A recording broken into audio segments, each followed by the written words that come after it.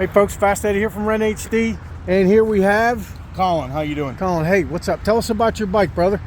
I enlisted in '93, delayed entry to '94. This is a '94 Sportster, and when we bought, my wife and I bought the bike, it was a basket case. The whole front end was wrecked, no tanks, no oil tanks. I mean, the thing was on fire. I mean, it was nasty, and I knew right away I needed to turn it into a military tribute bike, especially for 22 a day. Sure. Because even a lot of veterans that I know don't even know what the hell 22 a day is, and it really disturbed me. That's crazy. And it took me a year and 9 days to rebuild the bike, and that bike saved my life. So right then and there, I knew that if I was that close to suicide and a bike helped save me, it told me the direction I needed to go. Right. And now I need to tell other veterans that you don't need to go down that road. You can literally stand on your own 2 feet. You just got to find that one thing that you can do. Right. And never give up. And this is just a story showing I never gave up, and I'm never going to be finished in making sure our brothers and sisters stay alive. And what unit were you in? I was in 25th Infantry Division. In Hawaii? Yeah. Oh, okay. I was in the 9th ID in Fort Lewis, 2nd Rangers. I never got to leave Hawaii? I never got to leave. It wasn't my choice. I wanted to leave, but they had other plans. Yeah. Stop, what you want is not always what the Army wants, that's for sure. Exactly. Yeah. I found that out after 6 knee surgeries, and they said goodbye.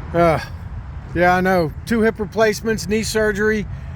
But I chose the World War II olive drab because you hear about PTSD nowadays and all these new acronyms. Right. But when you and I went through, it was different names. You had shell shock. You had battle fatigue. You name it, they had a different name for it. Yeah. And nobody was ever really counting, or nobody was ever supporting the veterans that came before for killing themselves in suicide. Right. That's why I chose the olive drab World War II colors. That is and beautiful. I wanted to black it out more so that way it would pop the green. Yeah. And everybody always asks me, why did you paint it green? Don't you know the Harley green is not a good thing? And I'm like, I don't care. Yeah. Well, I like the floorboards here. Look at the floorboards, folks. Yeah, this thing is actual. Very cool. And I went through, this is the second set on here. You can't weld that. It's not the right aluminum to weld. Oh, yeah. I was going to say, yeah, it's not the... What I did is right where you normally would take apart your M16. Right. I bolted it together onto a little platform right here. And then welded down here underneath, so that way this literally could be, I mean, it's still fully functioning. Oh, so you cut the receiver in half? Yeah, absolutely. And then did you weld the upper to the lower? Nope, I just bolted it together. Oh, and so you took the pins out and put the bolts in. Okay. Yeah, it didn't come with pins at all. I got the set. The upper receiver was donated by a really close friend of mine that I was went through high school, elementary, and school. Right. And the lower one was donated by a friend of mine that was actually in the military with me. So how cool is that? Yeah, that is amazing, man. It's beautiful. A lot of veterans touched this bike rebuilding it. My brother-in-law and I rebuilt the motor down from all the way down, rebuilt the transmission, everything. That seat is cool too. Yeah. Do you ride it a lot at all?